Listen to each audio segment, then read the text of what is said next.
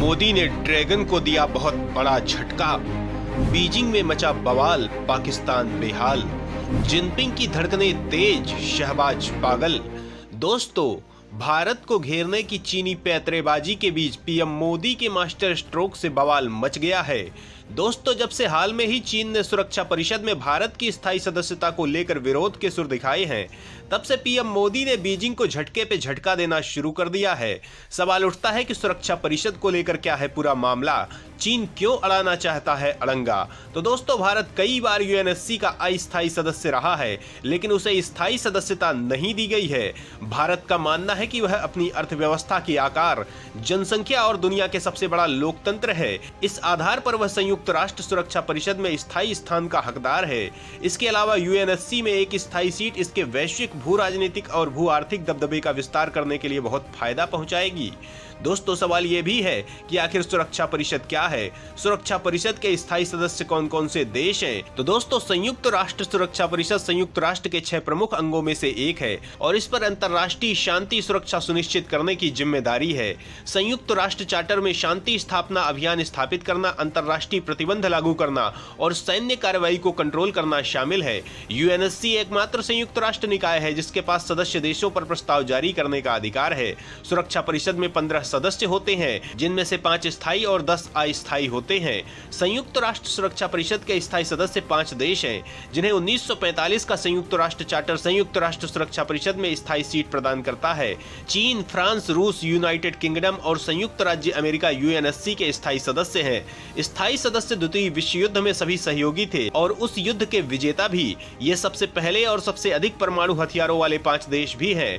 5 स्थायी सदस्यों के पास सबसे महत्वपूर्ण शक्ति वीटो शक्ति है। दोस्तों, सवाल ये भी है कि आखिर ये वीटो शक्ति क्या है? तो दोस्तों, इसका मतलब ये है कि यदि इसमें से कोई भी देश किसी प्रस्ताव पर वीटो करता है तो इसे पारित नहीं किया जा सकता है, भले ही उसके पास आवश्यक 9 वोट हों। हालांकि यूएनएससी 75 वर्षों से अधिक समय से अस्तित्व में है, लेकिन ये 21वीं सदी की जरूरतों का प्रतिनिधित्व नहीं करता है। दोस्तों, वहीं भारत की स्थायी सदस्यता के विरोध में चीन बार बार अड़ंगा लगाता रहता है। चीन के पास 5 स्थायी सदस्यों में से एक होने के नाते यूएनएससी में वीटो की शक्ति है। उसने अक्सर भारत के स्थायी सदस्य बनने के प्रयासों को रोक दिया है। कई लोगों का तर्क है कि भारत ने अभी भी परमाणु अप्रसार संधि जैसी संधियों पर हस्ताक्षर नहीं किए हैं और 1996 में व्यापक परमाणु परीक्षण प्रतिबंध संधि पर हस्ताक्षर करने से भी इंकार कर दिया है। इसके अलावा भारत यूएनएससी में स्थायी सदस्यता के लिए G4 समूह के अन्य देशों जापान, ब्राजील और जर्मनी के साथ प्रतिस्पर्धा कर रहा है। दोस्तों, पीएम मोदी के प्रयासों से सुरक्षा परिषद में भारत की स्थायी सदस्यता के पक्ष में माहौल तैयार हुआ है, जिसके विरोध में चीन ने एक बार फिर से जहर उगला था। सवाल उठता है कि आखिर चीन ने क्या कहा था? तो दोस्तों, चीन ने संयुक्त राष्ट्र सुरक्षा परिषद में सुधारों पर पहली बार बयान दिया है। इस बयान में भले ही भारत का नाम खुलकर नहीं लिया गया है, लेकिन निशाना इसी तरफ है। चीन ने कहा है कि सुरक्षा परिषद के सुधारों का फायदा सिर्फ कुछ लोगों के स्वार्थ को साधने के लिए नहीं होना चाहिए। कुछ दिन पहले ही भारतीय विदेश मंत्री एस जयशंकर ने सुरक्षा परिषद में सुधार को लेकर परोक्ष रूप से चीन पर निशाना साधा था। उन्होंने खुलेआम कहा था कि भारत की संयुक्त राष्ट्र सुरक्षा परिषद की सदस्यता में बाधा कोई यूरोपीय देश नहीं है। तो दोस्तों, चीन की इस हेकड़ी के खिलाफ भारत ने कदम उठाने शुरू कर दिए हैं, लेकिन हाल में ही मोदी ने बीजिंग को तगड़ा झटका दे दिया है। दोस्तों, सुरक्षा परिषद में भारत की सदस्यता के खिलाफ दुश्मन पाकिस्तान भी सुर में सुर मिला रहा है। भारत से सीधी लड़ाई में नाकाम रहने पर अपनी खिसियाहट दिखाने की जुर्रत कर रहा है, लेकिन देश ने ऐसा कदम उठाया है कि चीन पाकिस्तान दोनों एक साथ धड़ाम हो गए हैं। दोनों देशों को पसीना आ रहा है। बीजिंग में भगदड़ मच गई है। सवाल उठता है कि आखिर भारत ने ऐसा कौन सा कदम उठाया है? तो दोस्तों, इस बारे में जानने के लिए पूरा वीडियो देखिए। भारत को घेरने के लिए चीन रच रहा था साजिश। श्रीलंका के हम्बनटोटा पोर्ट पर किया कब्जा। अडानी ग्रुप ने एक नहीं 3 एयरपोर्ट किए मुट्ठी में। दोस्तों, चीनी साजिशों को जवाब देते हुए देश ने हाल में ही सीमा पर बड़ी संख्या में सेना की तैनाती की है।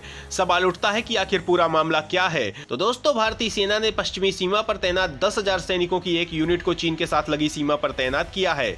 ये तैनाती एक विशेष हिस्से की रक्षा के लिए की गई है। इसके अलावा पहले से तैनात 9,000 सैनिकों की एक मौजूदा यूनिट नई स्थापित लड़ाकू कमान का हिस्सा होगी। ये कमान तिब्बत से लगे उत्तराखंड और हिमाचल प्रदेश की सीमा की सुरक्षा की जिम्मेदारी संभालेगी।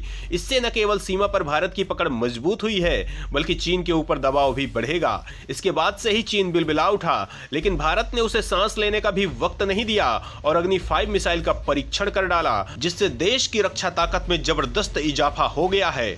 दोस्तों, सवाल उठता है कि इस परीक्षण से देश को किस तकनीक में सफलता मिली है और ड्रैगन की सांसें क्यों फूल रही हैं, पाकिस्तान क्यों बेचैन है। तो दोस्तों, भारत ने अपनी पहली इंटरकॉन्टिनेंटल बैलिस्टिक मिसाइल अग्नि 5 का सफल परीक्षण कर लिया है। इसकी रेंज 5000 किलोमीटर है। ये multiple independently targetable re-entry vehicle technology से लैस है, यानी इसे एक साथ कई टारगेट्स पर लॉन्च किया जा सकता है। इसका पहला परीक्षण अप्रैल 2012 में हुआ था, जबकि इस बार परीक्षण MIRV के साथ हुआ है। दोस्तों, अग्नि 5 भारत की पहली और एकमात्र इंटरकॉन्टिनेंटल बैलिस्टिक मिसाइल है, जिसे रक्षा अनुसंधान एवं विकास संगठन ने बनाया है। यह भारत के पास मौजूद लंबी दूरी की मिसाइलों में से एक है। अग्नि 5 एक एडवांस्ड MIRV मिसाइल है। MIRV का अर्थ multiple independently targetable re-entry vehicle है। ट्रेडिशनल मिसाइल में केवल एक वॉरहेड ले जाया जा सकता है, जबकि MIRV में मल्टीपल वॉरहेड एक साथ कैरी कर सकते हैं। वॉरहेड यानी मिसाइल का अगला भाग, जिसमें विस्फोटक होते हैं। इस खासियत के मायने ये हुए कि एक दूसरे से सैकड़ों किलोमीटर दूर मौजूद कई टारगेट्स को एक ही मिसाइल के जरिए तबाह किया जा सकता है। एक ही टारगेट पर मल्टीपल वॉरहेड को एक बार में लॉन्च भी किया जा सकता है। दोस्तों, भारत के इन झटकों से चीन को संभलने का मौका मिलता, इससे पहले देश ने एक और बवंडर मचा दिया है। दोस्तों, श्रीलंका के हम्बनटोटा पोर्ट पर कब्जे के बाद चीन भारत को आंखें दिखाना चाहता था, लेकिन मोदी के मास्टर स्ट्रोक ने पूरी कहानी पलट कर रख दी है। दोस्तों, भारत की प्रसिद्ध कंपनी अडानी समूह तथा श्रीलंका की सरकार के बीच एयरपोर्ट के अधिग्रहण को लेकर लंबे अरसे से बात चल रही थी। अब श्रीलंका के पर्यटन मंत्री हरिन फर्नांडो ने इस डील पर मुहर लगाते हुए घोषणा कर दी है कि भारत की कंपनी श्रीलंका के एयरपोर्ट का संचालन करेगी। श्रीलंका के पर्यटन मंत्री फरवरी के दूसरे सप्ताह में भारत के दौरे पर आए थे। इसी दौरे के दौरान श्रीलंका के मंत्री ने मुंबई में घोषणा की थी कि श्रीलंका के एयरपोर्ट का अधिग्रहण भारत की कंपनी ने कर लिया है। दोस्तों, भारत की प्रसिद्ध कंपनी अडानी समूह ने श्रीलंका के कोलंबो में स्थित भंडार नायके अंतरराष्ट्रीय हवाई अड्डा, कोलंबो में ही स्थित श्रीलंका का दूसरा एयरपोर्ट रत्मलाना एयरपोर्ट तथा हम्बनटोटा में स्थित मटाला एयरपोर्ट का पूरा अधिग्रहण कर लिया है। श्रीलंका के 3 एयरपोर्ट भारत के हो गए हैं। दोस्तों, श्रीलंका के पर्यटन मंत्री हरिन फर्नांडो को उम्मीद है कि भारत की कंपनी द्वारा श्रीलंका के एयरपोर्ट का संचालन करने से श्रीलंका के पर्यटन उद्योग में बड़ा उछाल आ जाएगा। हवाई अड्डों के मैनेजमेंट में भारत की कंपनी को शामिल करने की योजना श्रीलंका में पर्यटन उद्योग को फिर से बूस्ट करने की पहल के बीच लाई गई है। कोविड महामारी के बाद से श्रीलंका का पर्यटन उद्योग बुरी तरह से प्रभावित हुआ था, लेकिन 2023 में श्रीलंका में विदेशी पर्यटकों का आगमन 2022 के मुकाबले दोगुना हो गया। पर्यटकों की बढ़ती संख्या के कारण श्रीलंका के हवाई अड्डों पर बुनियादी ढांचों की कमी पड़ रही है। उम्मीद है कि भारत की कंपनी के श्रीलंका में आने से सुविधाओं में विस्तार होगा और यात्रियों को बेहतरीन सुविधाएं मिलेंगी। जाहिर है कि देश की ये उड़ान चीन को बेहद परेशान करने वाली है। तो दोस्तों, देश के दबदबे पर आप क्या सोचते हैं, कमेंट करके हमें जरूर बताएं।